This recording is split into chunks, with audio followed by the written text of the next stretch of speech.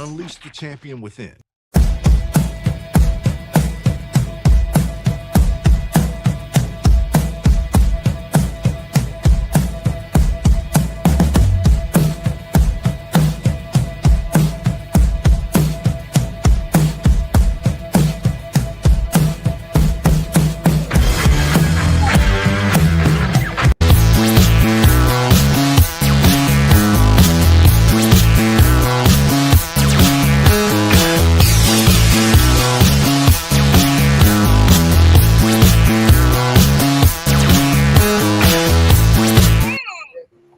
What is up, everybody? Welcome to another episode of the Central Florida High School Scoreboard Show, presented by the Influence Council.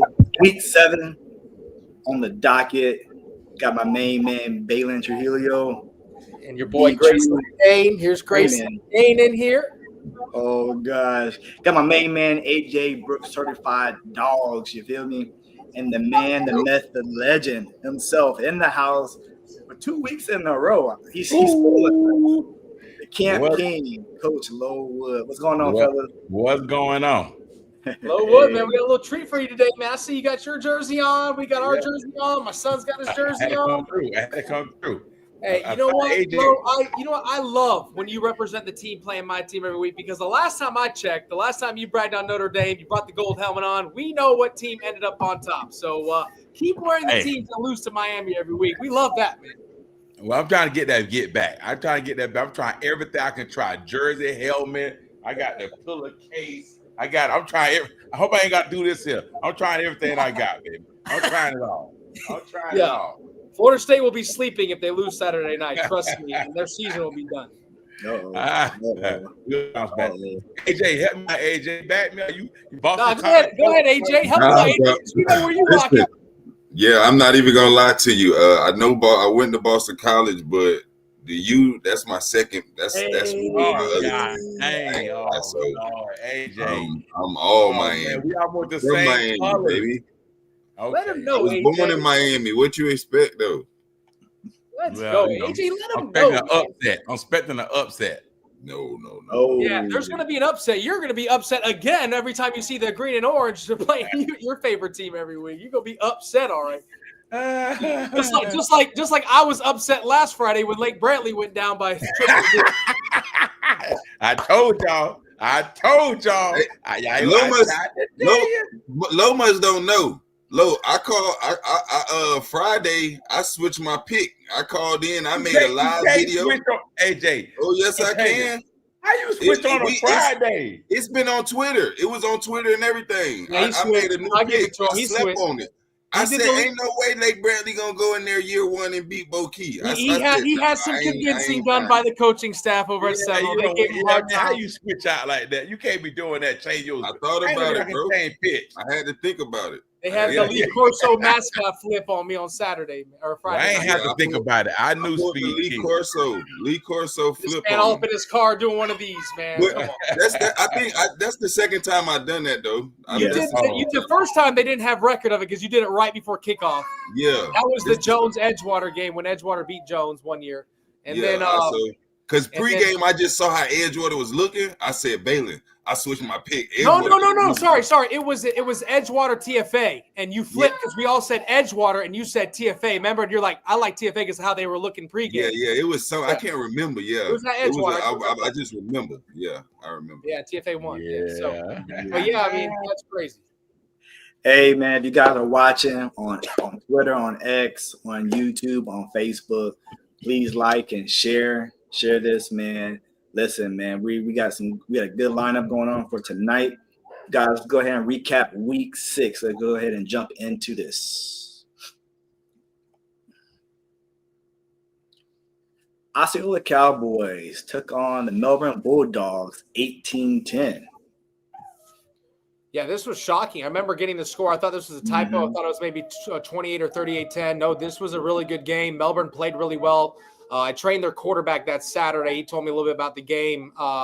They were in it, and Osceola just scored late to kind of seal the deal. But I'm actually impressed with this Melbourne team. I didn't think it was going to be this close, to be honest with you. A one-score game, obviously with a touchdown and 2-point conversion. But Yeah, I don't know, man. I can't tell. What Osceola team we're going to get. Either Osceola is really good when they play higher competition and they play to the level of their competition, or is Melbourne actually really good? Because that was a 4-1 football team going into this game. So I just don't know where these teams really line up, man. But again, I think the better team won here. But I'm really actually impressed. No moral victories, we know that. But Melbourne, I mean, this was competitive.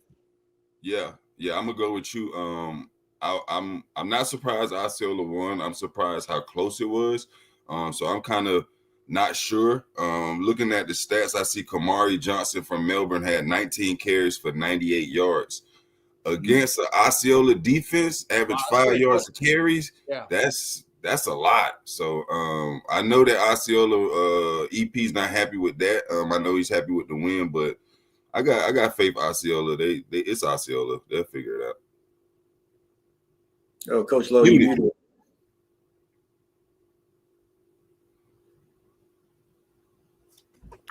I think Lowe's muted because I say something about Florida, so they didn't want to hear nothing about Florida State.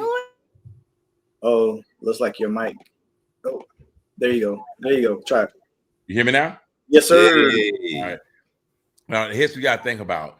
If a Melbourne's running the ball 19, he got 19 carries by himself. Then you got an Osceola who's on a running team. What does that mean for the clock? Yeah, that's true. Yeah, good point. Good point.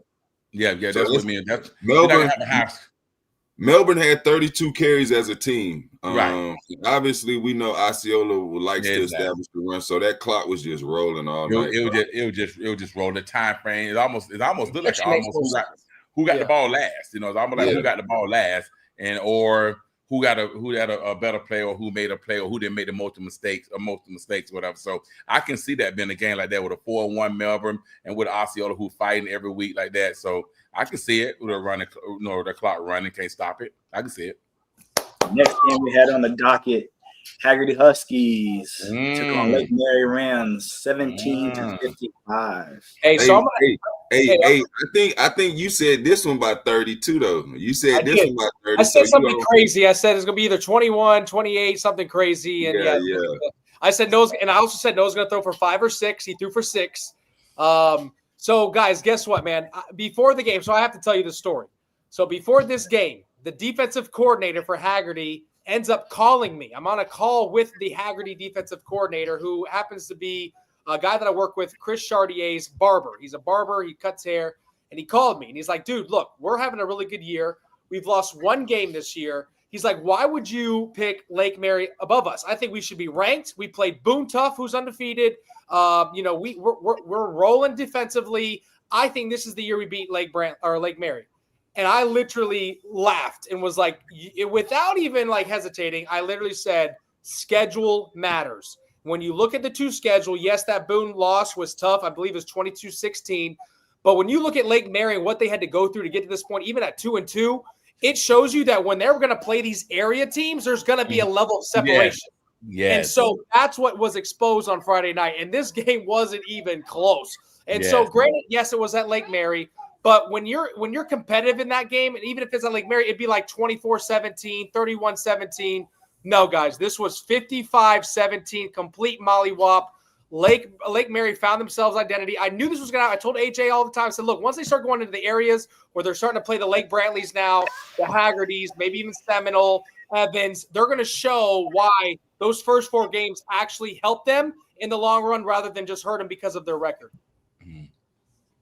Yeah, I can see that too, especially when you're playing teams like that. You come out healthy. Remember, playing them tough teams right out the gate, back to back every week, you're taking a risk of somebody getting hurt, and then now you're struggling. Like, just think if Noah Grubbs would have had a that's a good point. Hurt an ankle or something, like, oh my God, now we're playing these teams like Haggerty. I put another quarterback in, or he limited, or case might be. But when you come out 100% healthy, after playing a tough schedule like that right out the gate, you're supposed to put 55 on Haggerty. You're supposed to put 55s on team around the area that's not on that level. So I can see that being a great strategy for the coach of Lake Mary.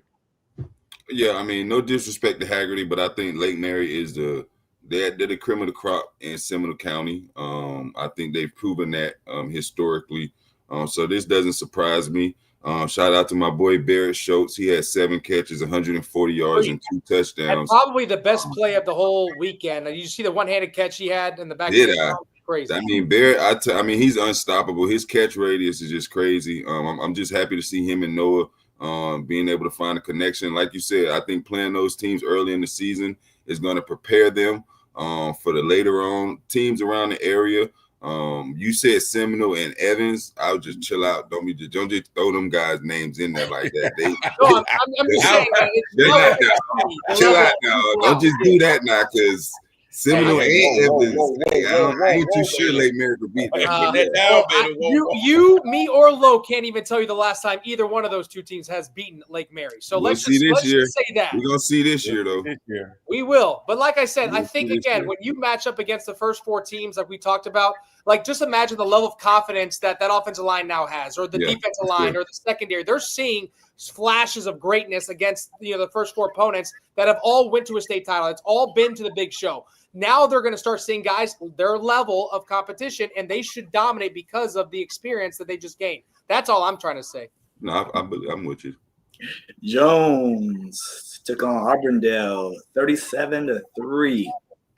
Yeah, I was at this game, man. This wasn't even close. Darion had a phenomenal game. Larry Miles had a touchdown. Shannon Dawson was in attendance for the Miami Hurricanes, so we were chopping it up. But Auburndale, I mean, this was the district championship after a big win against Lake Wales early in the year, an upset, and Jones didn't even make it competitive. It was 21 zip out the gate. Then they went up, I believe, 28-0 at halftime or 35-0, and they got a late field goal to cap it off. But yeah, this game wasn't even close. They had their way any way they wanted. Special teams, there was a 53-yard field goal made. Just any way about it, Jones had their way. Darion threw 3 touchdowns. I think all of us called this game. I think there was a point where I guess if there wasn't a couple of transfers, maybe this was more competitive, but I don't think there was really a doubt who was going to come away victorious on Friday night here. Yeah, I tell you one thing, just looking at that score itself, I mean, I felt like I had a couple opportunities for Auburndale to get some things going. But once again, let's go back to Jones' schedule. The teams they're playing right out the gate, the tough schedule, right? So this can be also another example of competing early, going against tough teams early, and then getting your groove, lose a couple games, might be a little humble. Now I'm back ready to go. Now anybody else that get in front of us, they going down the way we expected every team to go down from Jones this year after how they played, even the kickoff class or whatever case might be, and the teams they played against early. We expected that. And I think now Jones look like they're at the point where this is what we're supposed to do. This is how we're supposed to beat teams. And it should be no question about when Jones live in front of you that we're going to win these games. So I see Jones on that term, getting back to the Jones Tigers ways. No, I mean I see your point, Lo, but if you look at Auburndale's schedule, Auburndale played Lakeland, and they also beat Lake Wales. They beat Lake Wales 14-16. They lost to Lakeland 21-31, but they came back in the fourth quarter to kind of make it somewhat competitive. I'm just surprised on how. I mean, I thought Auburndale would make it a closer game. Jones just dominated, like you said. It does seem like they're finding their groove. DC went 10 for 13, 3 touchdowns. The running back Dante Wallace, he had 20 carries, 171 yards. So they depended on him. But DJ Hicks, my boy, he had 4 catches, 2 touchdowns, and 77 yards. So it was just a very efficient team Friday. There you go. Titusville took on EG 14-27. I don't know if you guys know this. Titusville was actually up 14-13 in the fourth, and then O'Galley scored twice late to make it somewhat look dominant. But I was in the spaces after the game. Hearing those guys talk in the spaces is hilarious. They were all mad at me for my pick. I picked O'Galley in a blowout win. They obviously won, but I know he was waiting for Titusville to pull off the upset so he can go collect receipts, as he said in the pregame show. But, yeah, I mean, Titusville's, I think, better than what their record is showing and their losses. But, again, it just shows you that they're still a couple steps behind maybe a Coco, O'Galley, right? So, again, if they start building on their youth and experience, they'll continue being competitive in these games. But, dude, O'Galley, I mean, they're winning. I don't get why they're keeping things close when they have the talent to literally open this thing up. But I do still believe that without Joseph Allen, I don't know if they're still trying to figure out an identity, but they still have all the pieces to actually make a run this year, in my opinion. No, I mean, you're looking at two Brevard County teams. So this was county on county. The boys not afraid of each other. At the end of the day, EG's handicapped. They don't have their quarterback who was expected to throw for 35 to 4,000 yards this season. They have the athletes, but if you don't have anyone to get them the ball, you just got to play bully ball. EG ran the ball 40 times on Friday, 40 times for 281 yards. They threw the ball 2 times, according to Max Preps, or 3 times. 2 for 3. They got better athletes, and in high school, I'm gonna get a better athlete to football, and let's go win the ball game. Win the game. Slow the game down a little bit. Run it. Get up. Just run the ball down their throat. We got too many steroids over there. Yeah. Lake Brantley took on the Seminoles, 21-43. Well, we know the original champ. The original champ is here, the Camp King. Then AJ, came on, but we know who the loser in this one here. So, and we're gonna take pride. We're gonna take pride in this one, AJ. So go ahead and get used to that loss right there, because there'll be another one this weekend too. Hey, relax this weekend. Relax. The wrong Seminole, though. Wrong Seminole. This Seminole wasn't upset Friday night. The other Seminole was upset the same night. So let's not do that against the same 2 colors, right? Yeah, you got the Seminole versus Blake Brantley. You got Seminole versus Virginia. So I think you're getting them mixed up a little bit, but I'm moving forward. I'm moving forward to next week. But I will tell you this here. Right. And I will tell you this. So just back to it. And I told you guys, and it was true fact. I talked to my guy Bakari Goodson, and he was at the game. He was talking about how the speed did help win this game. The boy was moving pretty quick and fast. It was tough for them to get on the edge. Get to certain points, and that's what it came down to. It was speed, guys. Period. It was speed.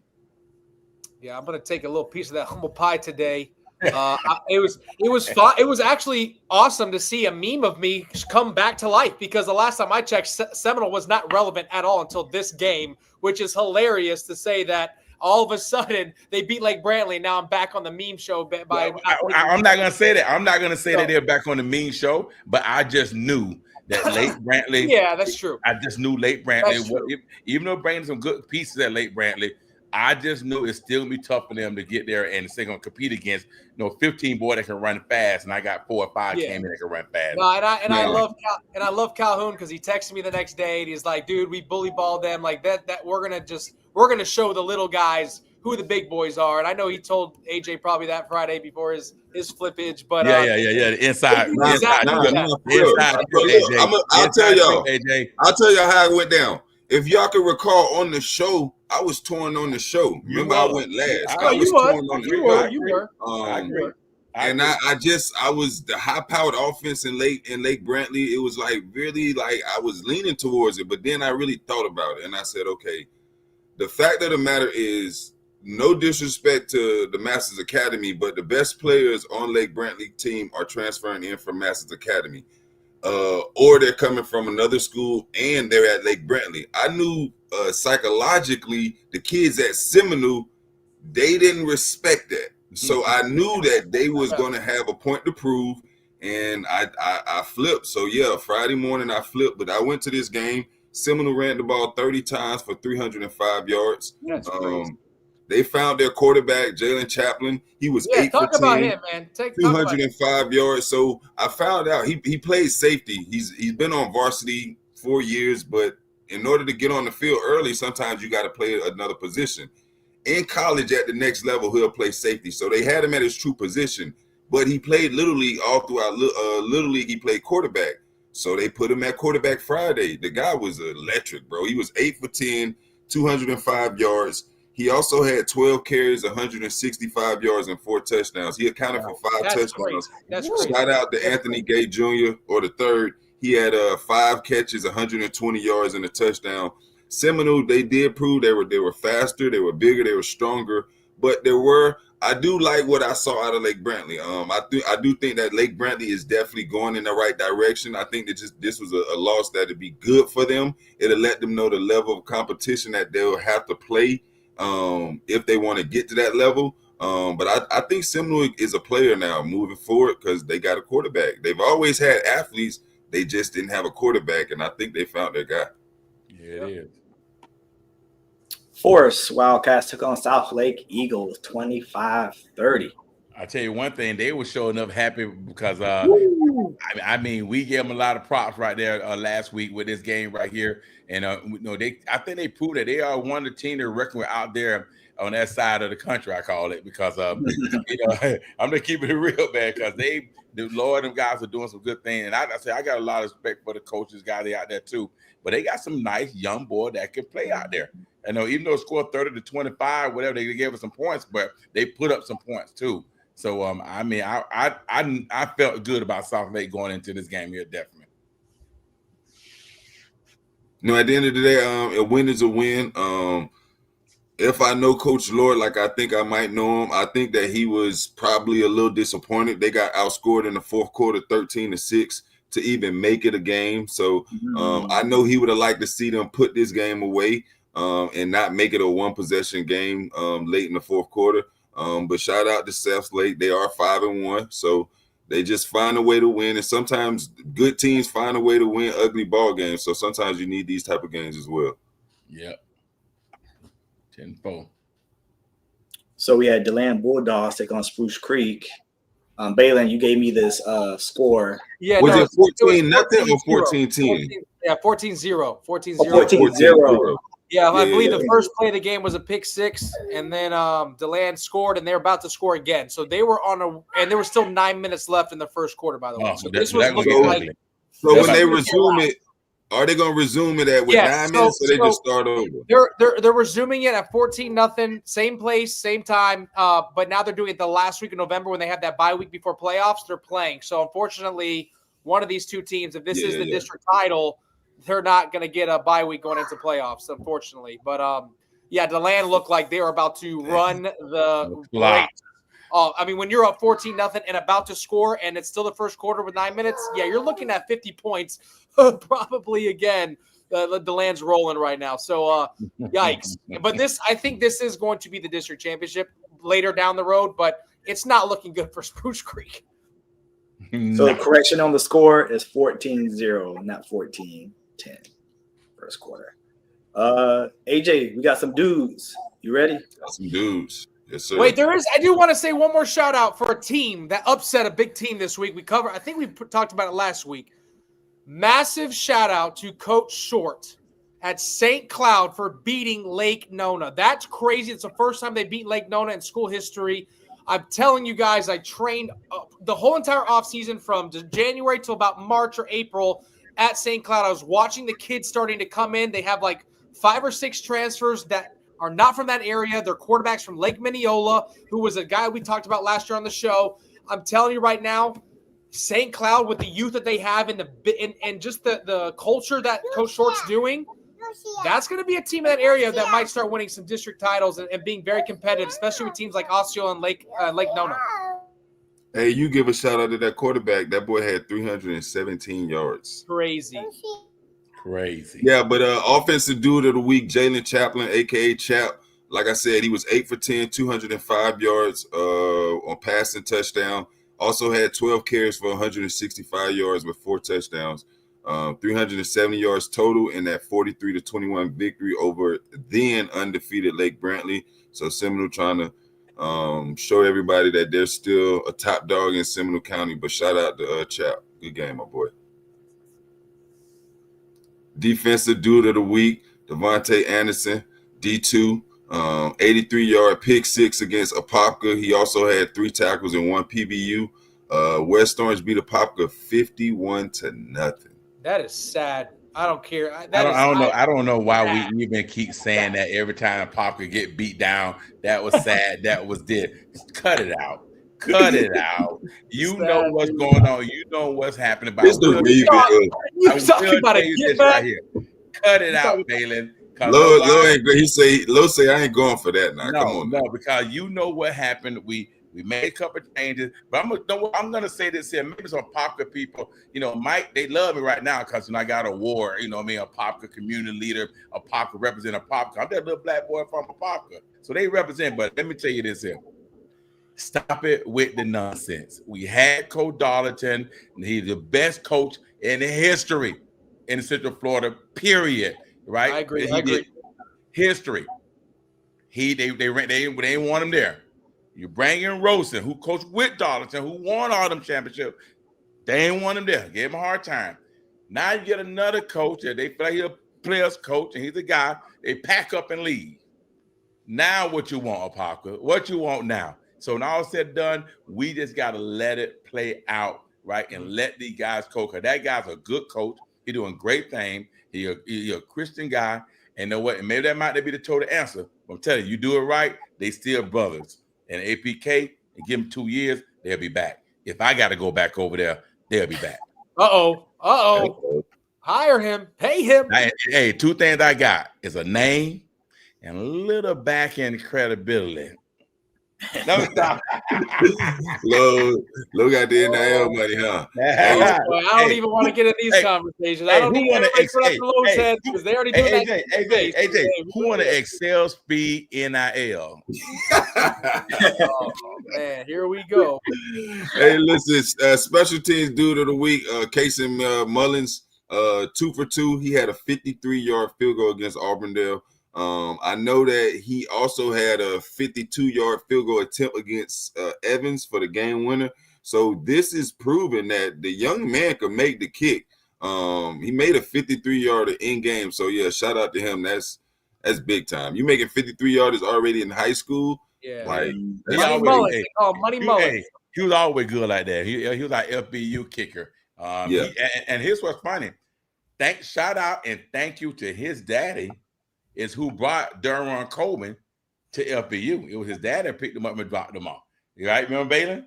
Yeah, That's who brought him over there. So shout out that man. He was down with it. So that was big. You know, never know who you're gonna bring, but that's how I met Derron, was through his daddy. So shout out to the Casey. You're doing a great job. Listen, fellas, we got a lot of show left. This is the first half. Whoa. I gotta say one thing. Do your thing, man. I do want to give a shout out to the running back at Dr. Phillips. Yeah, you took the word out of my mouth. Yes. 6 touchdowns against Olympia in a massive 42-6 blowout win. I even texted my boy Rob the score prediction before he asked me the score prediction. I said 42-6. Final was 42-6, and he got all of the touchdowns. Great job of that running back at Dr. Phillips. AJ, how many yards he had? AJ, you got that on the books? He had 181, 187. So it wasn't like he had like 80 yards. He put in work. But he caught, and he caught like an 80 or 90 yards. So he had like 287 or 270 something all purpose. He had a day. Well, that put him in a category with the D Hart, Alabama. Put him in the category that game along with D Hart. I know. D Hart was him and about that year about over the year all them touchdowns. They were going who had the most touchdowns. That year I think D Hart had over 50 touchdowns that year. That year he was incredible, dog. Yeah, 42 touchdowns. Him and Mike Bellamy was battling it out that year for Mr. Best Football. running back I've ever seen was Demetrius Hart. It wasn't even close. In person.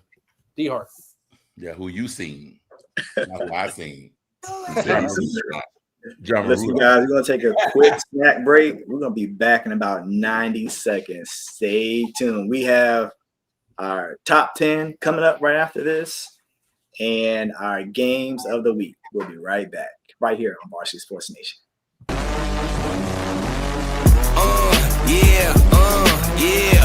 In the world of sports, every move counts.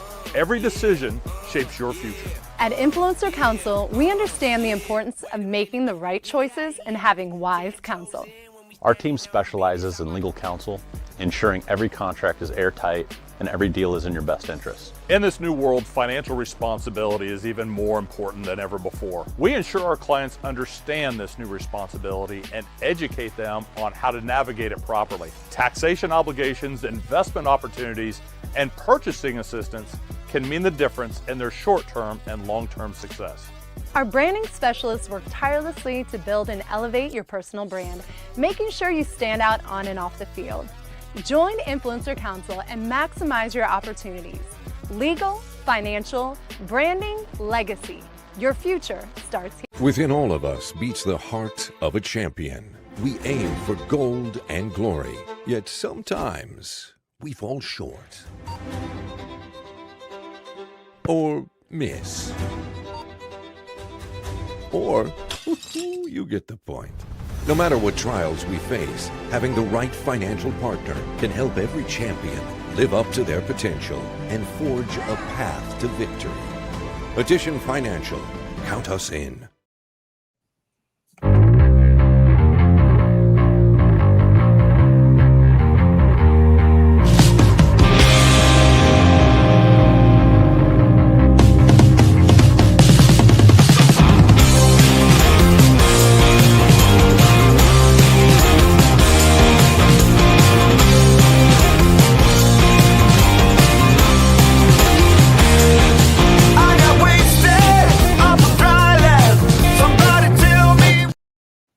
Welcome to the second half of the Central Florida High School Scoreboard Show. Week 7. Got my main man, AJ Books, Baylin Trujilio, and Coach Low Woods joining us this week. We're going to jump right in. Quick shout out to our main man, Dan LaForest. He just got back safely from his cruise. This man went to Greece for 2 weeks, and he said that was the best vacation ever. I said, man, what was the best part? He said, rest. I said, I hear you, man. Some people take vacations and they come back and they still tired. But, he came back. He actually texted me the day we talked. He was like, man, I'm swamped. So we're going to try to get him on the show next week, man, to catch up with Dan. So shout out to Dan LaForest. Guys, let's jump into the top 10 for week 7. At number 10, DP. They're 5-1. DP done moved up. Lake Mary at 9. DeLand at 8. Jones at 7. West Orange at 6. Boone at 5. Evans at 4. Bishop Moore holding it down. Undefeated at 3. TFA number 2 and Edgewater holding it down with the number 1 spot. I think this is literally the most complete rankings we've had. I think if you really want to break it down, I think this all makes sense in a way.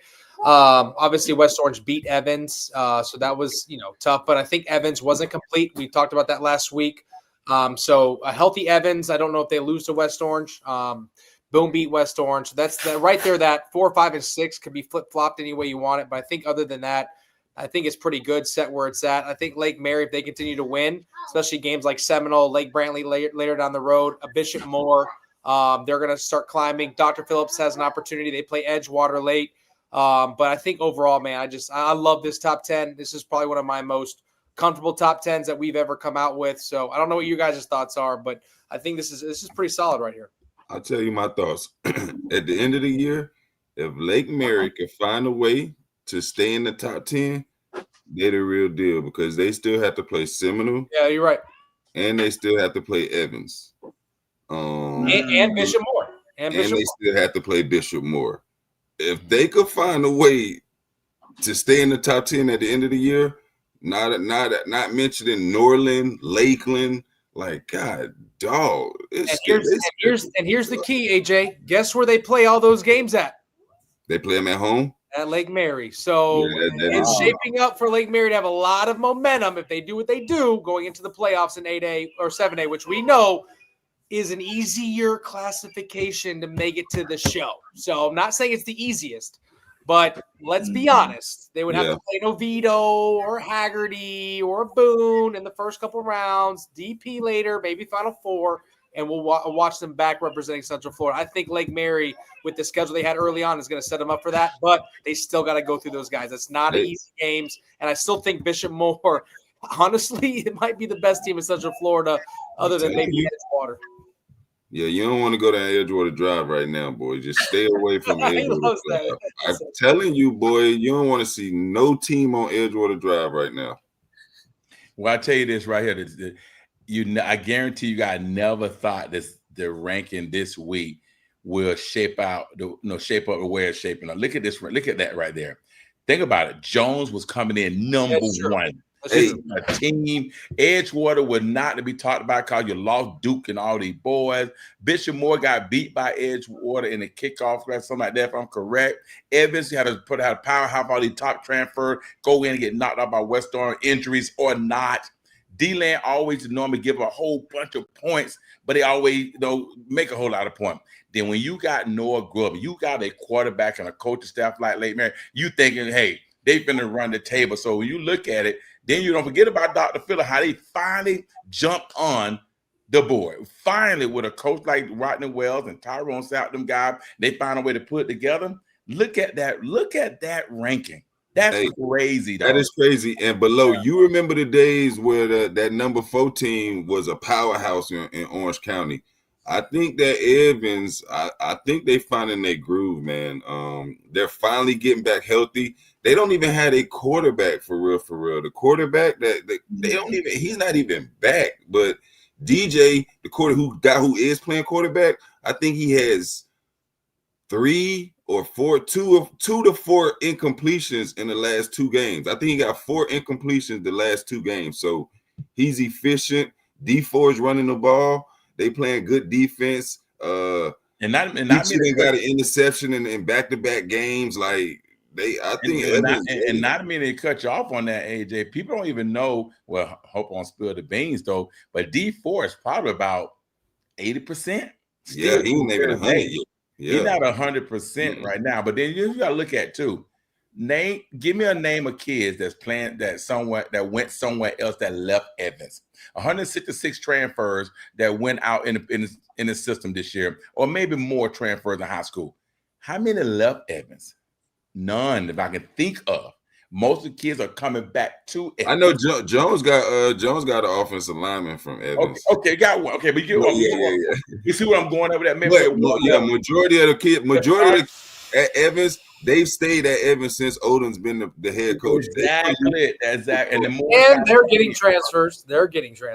So they got a quarterback. Kids are coming in because they believe in. That's right. Yeah. Historically, before Odom was there, kids wasn't even going to Evans. No. Evans was the homecoming game for a lot of teams. Yeah, there it is. Not anymore. Not more. But I'll say this, guys. What I love about this is every year it seems we were talking about the first 4 teams, and then everything else is just kind of discombobulated. I love this because I feel like this year is such an even playing field that now everybody's competing every week. We don't know who's going to win or lose. I love this format. Think about Lake Mary and DP are at the bottom of the list. Jones towards the bottom of the list. Jones is 7. Right. I can't tell you the last time Jones was not top 3. There you go. So this is why this year is so exciting, because I feel like everything is wide open right now, and that's what I love. I agree. Yeah. All right. We're gonna get right into Week 7 games of the week. Well, before I get into that, AJ, what 2 teams after this week gonna be outside looking in? Outside looking in. I mean, when you look at schedule-wise, you have to look at South Lake. They're 5-1. If they continue to win, another team that we getting ready to talk about. People are gonna talk about their schedule, Winter Springs. But Winter Springs is in the same district as Lyman and Edgewater. So, I mean, I don't know what to say about that, but I don't know, man. I mean, AJ, let me ask you guys' opinion. Then let me throw this in at you. It's in private school, they got the citrus league, they got certain type of leagues, so what the case might be. And now they got this different league. I call it like an independent league, they call it, I guess, where Windermere is at. Right. Yeah, Windermere, I have 2 schools too. I mean, Windermere for me, just because what they did last year, that undefeated season, and they beat everybody. I don't think people thought they were going to beat because they were Windermere. But now they are actually doing it again. So even worse. Their margin of victory average is 42 points this year. Right. Outside looking in, undefeated team that's winning with the margin, you got to ask yourself, can Windermere play with some of these teams over here? Can they play with a Windermere? I mean, if we keep it real, keep it a spade, Windermere's played Harmony, Cypress Creek, Colonial, University, East River, and Lake Buena Vista. All these top 10 teams would beat every. And realistically, Windermere has the fastest joker in this state, which would make it competitive. That's what he's saying. Can they compete with any of these teams? I think they could put up 40 against DeLand. I think they can. Let me do this here. There's guys on Windermere like Deuce Forrester, like how we call it, how they say it, TJ, and there's this linebacker they got there now too. That's a beast. They got guys that I know will start for some of these teams right here. They got guys. They got guys. I don't know. I think if they was in if they was in a district in the area that they in, what district would they be in? Would they play like West Orange? Olympia, Phillips, DC, Olympia, DP, yeah. If they played they would beat Olympia. They would beat Olympia. They would beat Olympia. Yeah. And they beat Horizon. DP, slow down, guys. Here's the thing, though. Here's the thing. I think they could have added maybe 1 or 2 games on their schedule. That could have been a public school that would have helped respect that. But I know what Ricky's doing as well. He wants to win undefeated seasons 2 years in a row. He's doing that because he wants transfers to come in. So when they do go to their classification, they're able to compete. Yes, that enough said. But here's the 2 teams, in my opinion. I know my son's getting excited. Here's the 2 teams that I think are on the outside because they're still winning. Osceola, even though it was a close game against Melbourne, they're still right there. I think they're 4-2 or 5-2, so they're right there on the outside. Good call. And I believe they have a game next week that could really shake something. I don't think it's going to happen, but we'll get to that later. Eastridge, who's 6-0, they play Dr. Phillips next week. If they somehow, which I don't think is going to happen, beat them, oh yeah, they're definitely going top 10. So because they're undefeated, they're a quality win. But until that happens, guys, they haven't proven themselves yet. So it goes to show. You know what it goes to show, guys? It goes to show that at any given Friday, somebody can be on the board. Oh yeah, for sure. Good guys, Rise beat Olympia. From that point, I knew any Friday was open. Let's get into week 6 game of the week. Melbourne Bulldogs 4-2 will take on Winter Springs Bears 5-1.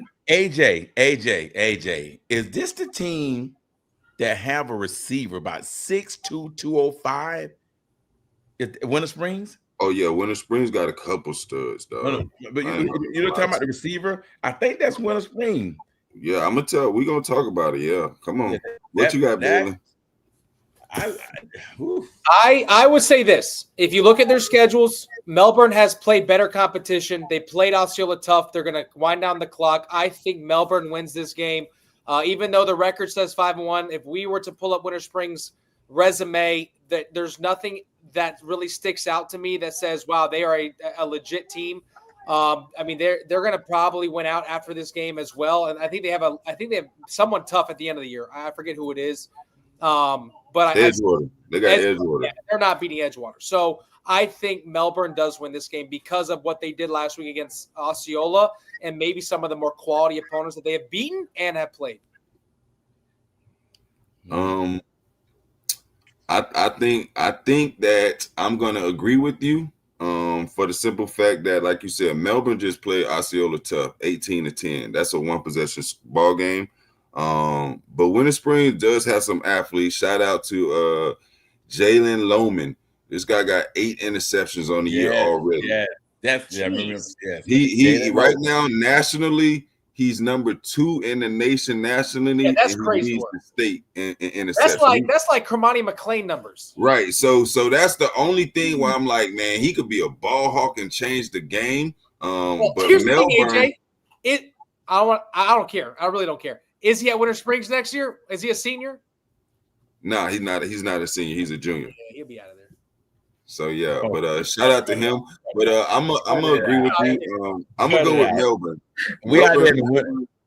I think Melbourne's got it. I think Melbourne will win a close one. Here's what I say, Baylin, about them guys like that out there.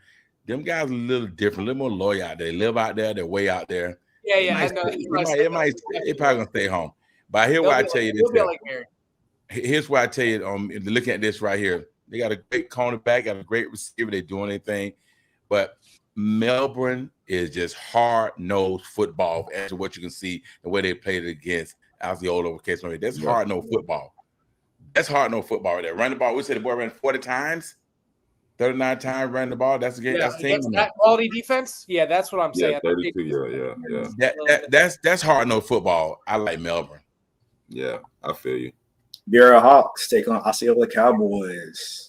I got Osceola all day. Osceola double digits. I like Osceola to get back in their groove. I think they was upset about how the game ended last week versus Melbourne. So they got another opportunity for another Brevard County team to come in wearing the same color green. And I think that's going to make Osceola upset. So I like Osceola to win this game convincingly. I think AJ said it all. I don't think there's really a debate here. I think Osceola rolls, and I think it is by double digits. Yeah. 10-4. Northern Vikings take on Cocoa Tigers. This is the one that we have 9 picks this week. 9 picks. Whew. I don't know who wants to start this. Unfortunately, look, I was at this game last year, and that's when they had Brady Hart and Javon Boggs, and they still lost by, I believe, 3 touchdowns. This could get very ugly very fast. Norland had them twins, though. Norland had them twins at D-line. That D-line was arguably the best D-line we've seen at any given point last year. But Coco is just banged up right now. They're young. They're going to this environment in Miami. They're going to Norland.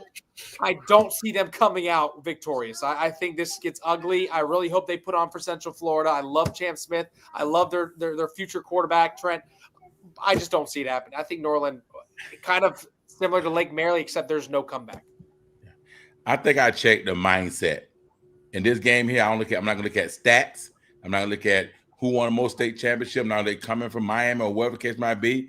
Mindset. What is the mindset of Cocoa Tigers right now after being 2-3 team right now? What's the mindset? Down, injury, losing against a team that they shouldn't have lost against, struggling against a team that they shouldn't struggle against. What's the mindset? What's the morale at Cocoa right now? And I don't know if it's up high. So I like Norland. Yeah, I agree with y'all. Coco is in a position that they're not used to being in. We used to seeing Coco in one of those top 3 spots, realistically. This is the first time in so long that Coco has not been a dominant program. So it's somewhat shocking. It's surprising because even when they played those crazy schedules, who they played? St. Thomas. They played Norland. Like they played a lot of teams. Venice one year. Like they played everybody. They didn't duck nobody. They played Jones. They played Jones. I believe 3 straight years. They played Jones like 2 or 3 straight years. So they didn't duck any competition.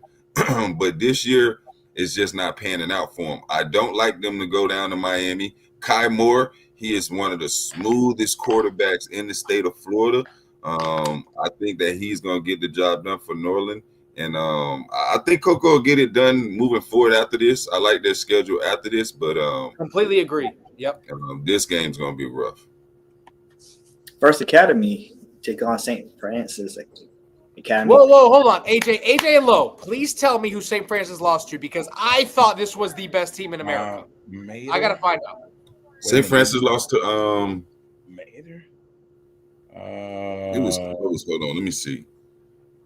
Dude, this team. Well, wow. So I guess they are beatable, which is a good sign. Very good sign. I think they lost to St. John Bosco. St. John Bosco. Yeah. Okay. I don't know why I was going to say Mater. It was St. John Bosco. St. John Bosco, one of them national powerhouses too. They're number 1, right? And they number 1 now. St. John Bosco. Yeah, they top dog, top 10 at least. Yeah, on the road, guys. Long trip to California, or no, Maryland. Sorry, Maryland. Yeah, I'm. You know what? Nah, because AJ can get up on me because I'm up 1 game. I want to go TFA, but I'm gonna St. Francis. I believe is the number 1 team in America. I hope they win. I want to be wrong in this pick. Let's make this very clear. I want TFA to win, but I'm going to pick St. Francis for the sake of the show because I believe this team is the best team in the country. You know, there's 2 ways to look at this right here, going up there too. One, Do they have the depth? Everybody talk about TFA, the depth. Do they have the depth? Can they start off strong enough, hold them off? Or if they start off slow, can they build up strong? But you do have to look at it, getting a little groove back, definitely on defense. They're not giving up many points now against teams they're going against. I think the confidence is definitely there back, beating the team they're supposed to beat. But going to play against St. Francis Academy up there, that's going to be a battle. The stand going to be packed house. I mean, ain't going to be no room to breathe. So that's going to be a tough one there. But can they get an upset? You never know. I like TFA upset. Ooh. Yeah, Low ain't getting the prediction on the record here. He can do it all day long, baby. He can do it all day long. He just picking, huh? He just picking a pick. He got no record. Yeah, no hey, record. we gotta go back. If we were doing his record, hey, that would be he would get the Seminole win, but I think that's his only win. No, I won all last week. You know that, right? That's true. I won every game last week. Yeah. Matter of fact, not this one. Not this but one. AJ, if AJ won a switch that came over, I'd have been. Yeah, I was undefeated last week too. Dang, man. AJ, we're not making another video. AJ, don't start that. AJ, don't start that. It's okay. Stutter long, stutter wrong, stutter right, do it light. Come on, AJ. Ain't no changing Friday. AJ knows dang well he knows them boys at St. Francis a little different over there, buddy. He knows, and they all know it. That's why they're playing them. They want to. I think Conaway back this week too, ain't he? Whoa. He is the return of Conaway. And that could be like a morale booster. That could like juice them up a little bit. If it's against the team they played in what, Tennessee, I get it. Come on, look at the team they play. I mean, that top team. We know who they are now. Hey man, listen. This is the number 2 team in America right here. I don't want to be on another damn video this week. They play. Hold on. TFA played a top 10 team. They didn't play the top 2 team. This is the top 2 team. Imagine that. I don't want to be on another video. Beating IMG. This team right here is beating IMG. Relax.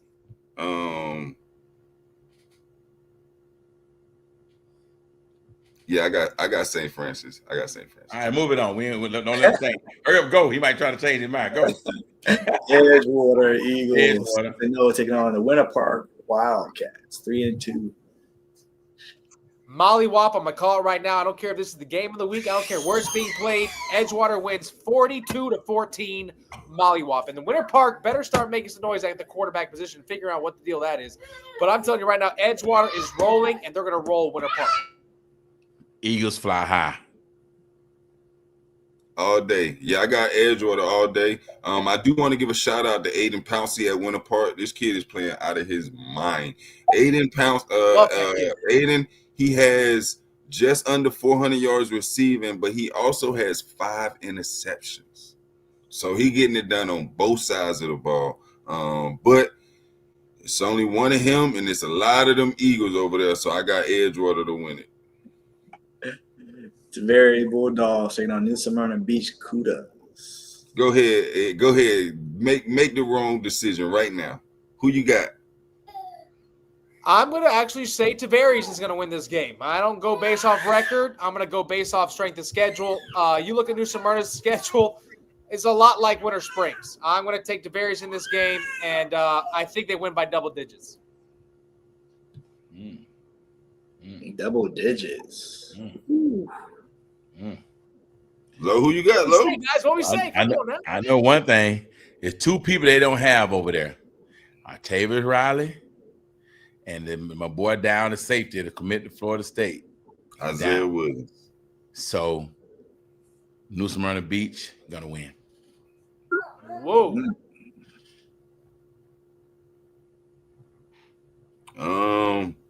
See, AJ thought I was going to go for New Smyrna Beach. Now he's upset. He's like, crap.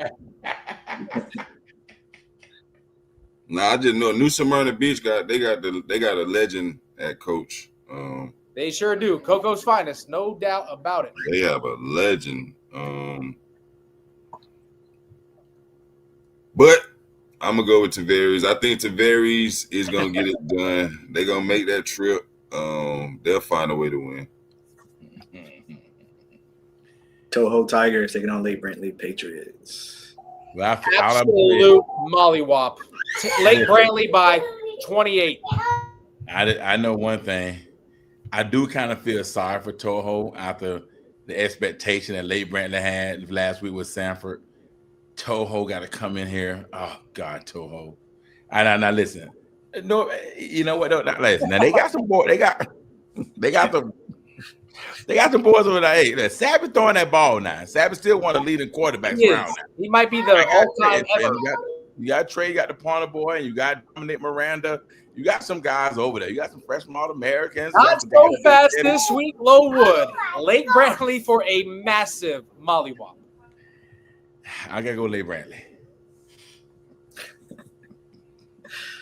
Yeah, I'm gonna go Lake Brantley. I think it's gonna be a lot of high scoring game. Paradiso, you know, he gonna throw that ball around. Sabby, very efficient. Sabby already has 1,700 yards, 20 touchdowns, and 5 interceptions. So he got a 4-to-1 touchdown interception ratio, making good decisions. But I do like what I saw out of Lake Brantley. I think the up in competition that they faced last week versus Seminole will prepare them for this game. So I like Lake Brantley at home to get a bounce back victory. Haggerty Huskies take on the Oviedo Lions. Both 3-2. Now, this is a game right here. This is a game. This is a game. Who's at home? Who's at home? Who's at home? I think this matters. Oviedo at home. Oviedo at home, right? No, Haggerty is home. Oh, is Haggerty at home? Haggerty. Ooh. It's at Haggerty. This is awesome. This game is awesome for the community. I know this is going to be fun, but I'm going to go with Haggerty. I'm going to take the home team here. I think they played Lake Mary decent in the first half. Obviously, they got blown out, but Oviedo beat Lake Mary, if you guys want to call it, in this kickoff classic. But I'm still going to go Huskies here. I think by the tough game against Boone and the tough first half against Lake Mary, I think they get it done. You kind of helped me make my decision too. I like Oviedo. Oh wow! Okay. Kickoff classic or not, anybody that can line up and play against Noah Grubbs and play like that. Period. Man, you know dang well if they lined up again, they'd spank. I don't care. First half, you know how I go. You know what time it is. Don't let Oviedo fool you. And it's a rivalry game, Oviedo. See, man, this one got me torn because Oviedo beat Lake Mary in the kickoff classic. But then who'd Oviedo lose to? They've lost to. Gotta look that up. They lost to Bishop Moore, which is expected, and then they lost to Lake Brantley. So they lost to Lake Brantley 37-47. They lost by 10. But they beat Lyman 55-0, and they beat Wakava 64-0. It's hard for me to get a gauge on those last two victories because it was Lyman and Wakava at the moment. But then when you look at Haggerty beat Lake Howell, which I think is a much improved program. They only lost to Boone 22-16. They beat Toho 49-20. They beat Timber Creek 40-7, and then they got demolished by Lake Mary 55-17.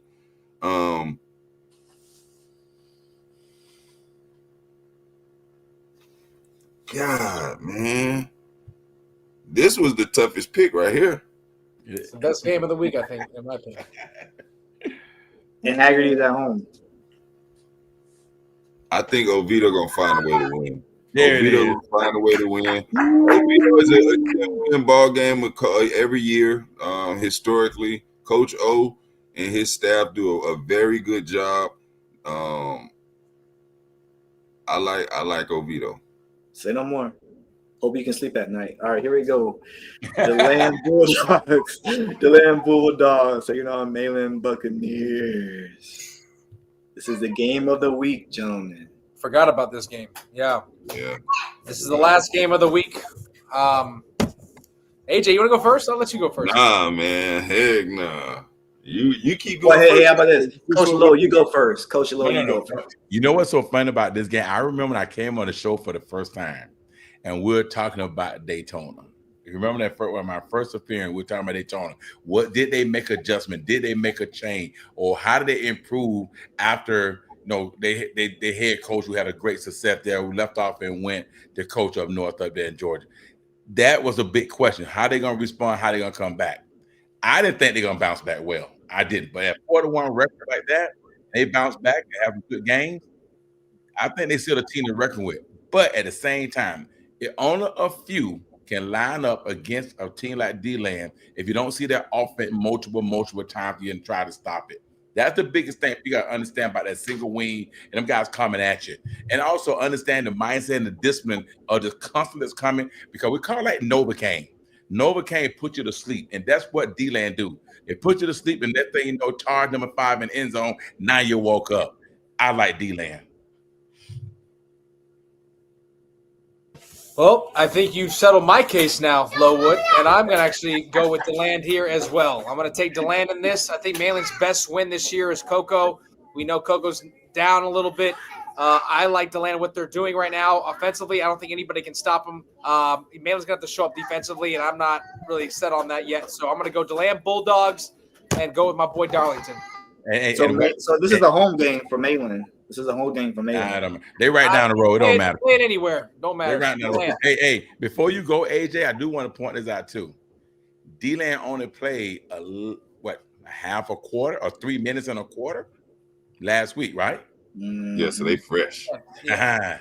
For them legs fresh, Taj, and them guys got a chance to get in the ice bath, baby. It's on. Go ahead. Yeah. Let me keep winning. I mean, when I look at it, Mainland, the most points Mainland has scored all year is 34 points. D-Land on the other end has scored 40 plus twice and have scored 50 plus. I don't think Mainland's gonna have enough offense to keep up with D-Land. D-Land has already on the season already rushed for over 1,700 yards with 22 touchdowns. So I like D-Land to win this game, man. I mean, I love Mainland, respect to their program. Squatty, he's doing a good job holding on to what Trav built, what Coach Rowland had built. But yeah, I got D-Land. I like D-Land. Well, fellas, Baylin, where are you gonna be at on Friday? Which game are you going to?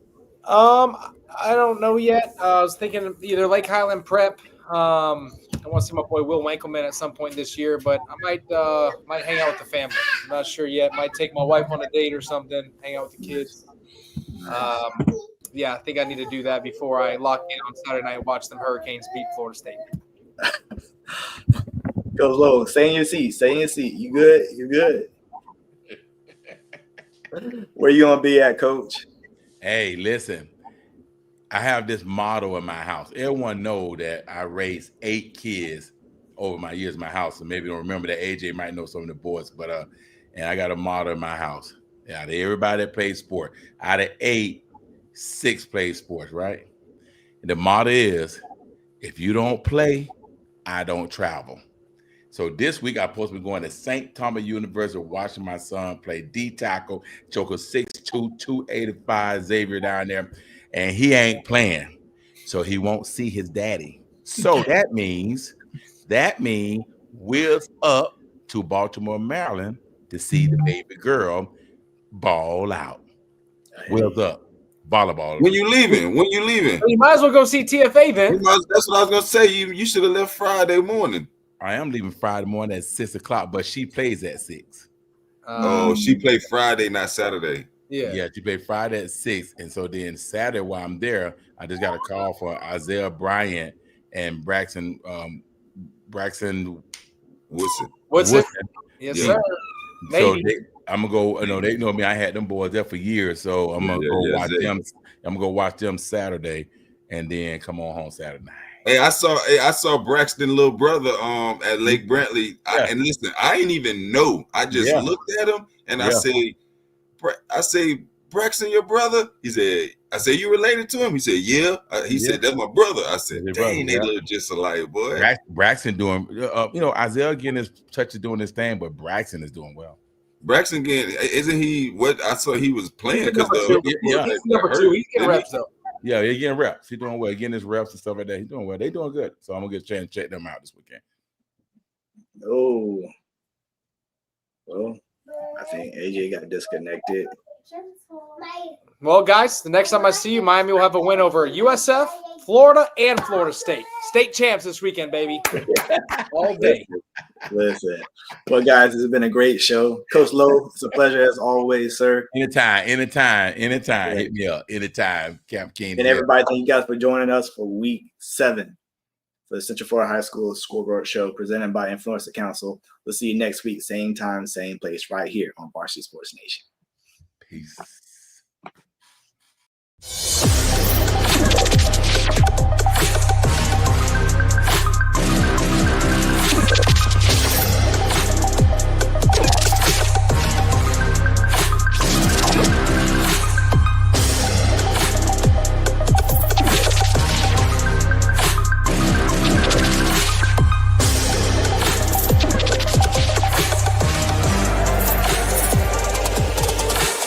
Varsity Sports Nation. Unleash the champion within.